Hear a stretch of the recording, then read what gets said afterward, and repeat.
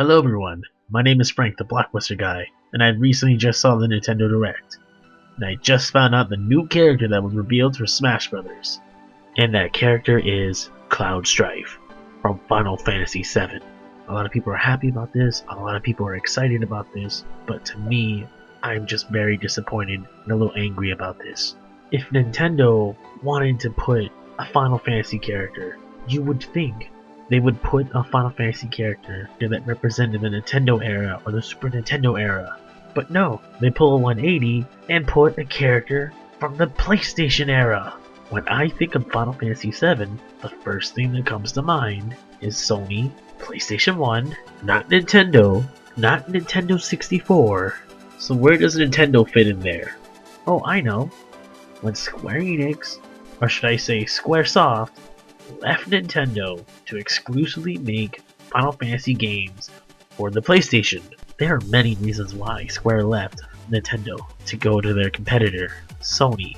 The Nintendo 64 was a good console, but it had various limitations. There's no physical way Final Fantasy VII in its entirety would ever work on the Nintendo 64. The cartridges had a big limitation, and they would have to use way too many cartridges just to fit alone the content of Disc 1. There was no way for Square to make Final Fantasy VII on the Nintendo 64 the way they envisioned. Nintendo was holding them back, and they had to make a decision. With Sony, they could make the game they wanted to make become a reality, and they made the decision to leave Nintendo to go to Sony, and it was one of the best things they ever could do. Look at the end results. Look at all they gained from going to Sony.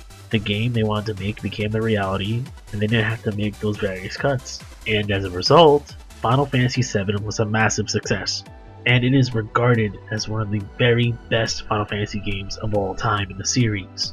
And it has nothing to do with Nintendo, aside from the fact that they made the PlayStation practically with their decisions, which led to Final Fantasy VII's creation.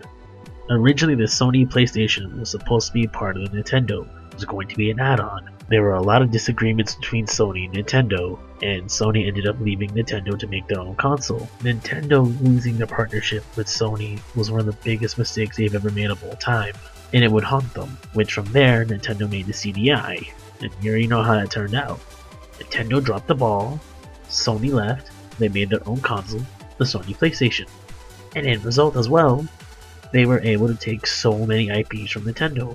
Many developers went to Sony instead, and Square leaving them was a big blow. A franchise that got started on Nintendo, its latest sequel made the leap to a bigger and stronger console that was one of their competitors at the time and was a massive success. It was a big slap to Nintendo's face. It's obvious that Nintendo has always kept a relation with Square. Square has released several releases for Nintendo over the years. Ports of the old Final Fantasy games to the Game Boy Advance, some remakes on the DS's like Final Fantasy III and Final Fantasy IV, many spin-off games like Final Fantasy Crystal Chronicles for the GameCube, Final Fantasy Tactics Advance 1 for the Game Boy Advance, Final Fantasy Tactics Advance 2 for the DS, Final Fantasy Curtain Calls for the 3DS. The list goes on. There are many games they have made for them over the years, but yet, ever since Final Fantasy VII and onwards, there has never been a main Final Fantasy title on a Nintendo console. When it comes to a Square game, they have mostly made games on the handhelds for Nintendo. That's it. The occasion of one or two games on the console that are spin-off. The thing about Super Smash Bros. Is that it is a big fan service to the fans. It is a fighting game series that uses characters from Nintendo's past. The thing about third-party characters, very characters that are picked have a big history with Nintendo, and a lot of them in a positive light. Look at Solid Snake from the Metal Gear series. The Metal Gear series started on the MSX and it made its way to the Nintendo, and when it made its way into Nintendo, that's where the series kicked off and got a big popularity and it grew. Metal Gear was a very popular series because of Nintendo. Many years down the line, it eventually went to Sony, but at the same time, Konami kept relation with Nintendo. Well, Metal Gear Solid 1 was released on the PlayStation, and Metal Gear game was developed for the Game Boy.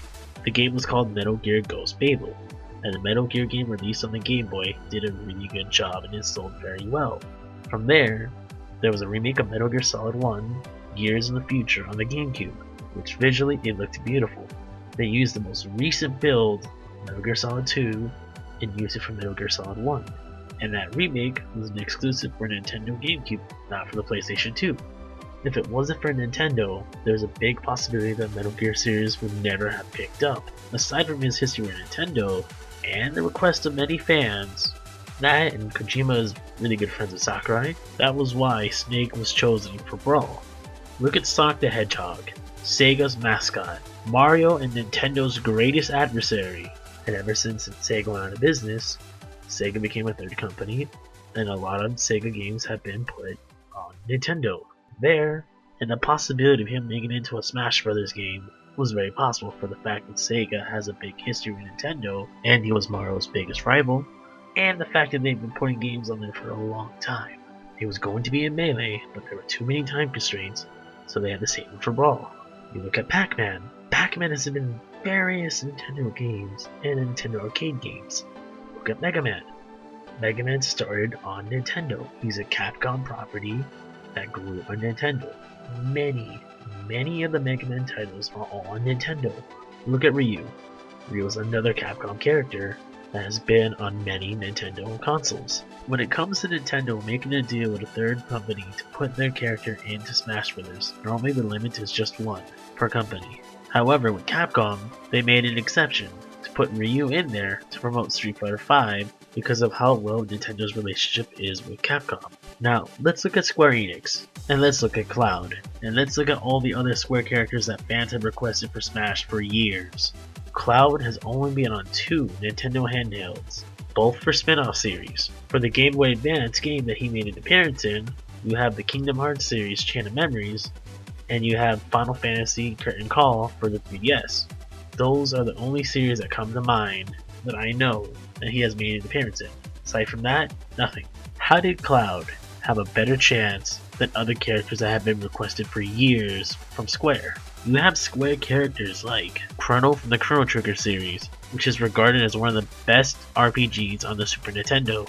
You have Geno from Super Mario RPG. You have a character from Square that ever since after Super Smash Bros. 1 has been requested for nearly 2 decades.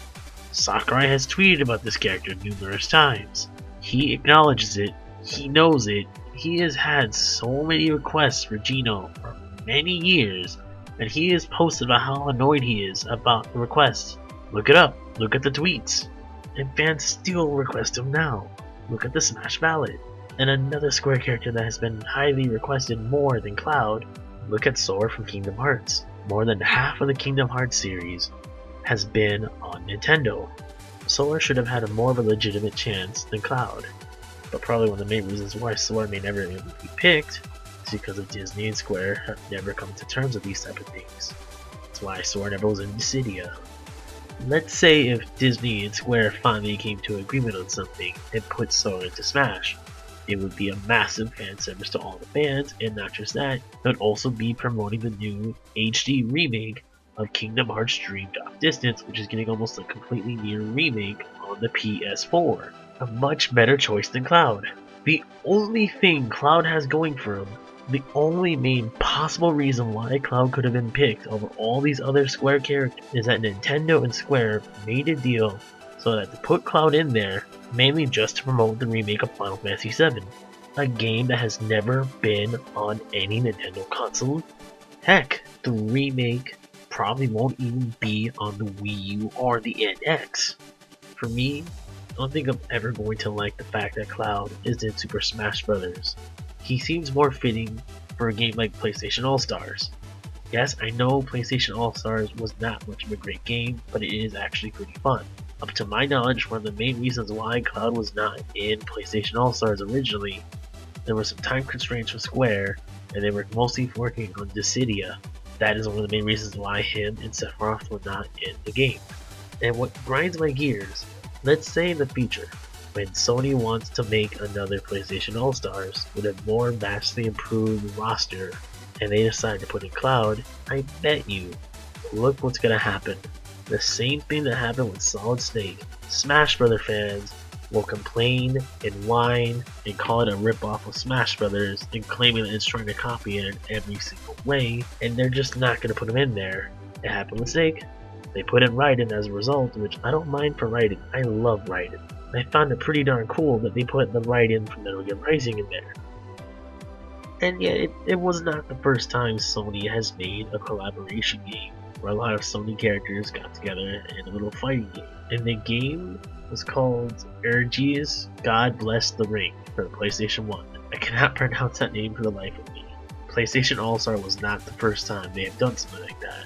I bet you the average Smash fan would never really know that. Overall, I feel like it was a bad decision to put Cloud in Smash Bros. 4. There are far more Square characters that deserve it more than Cloud. In my opinion, this was the worst choice for a Smash character of all time. Never will I ever be more disappointed in Smash than I am right now. And that's just my personal opinion. If you guys like my opinion or disagree with it, please let me know in the comments down below. Let me know what you guys think. Until then, I am the Blockbuster Guy, and I'll catch you guys later. Catcha.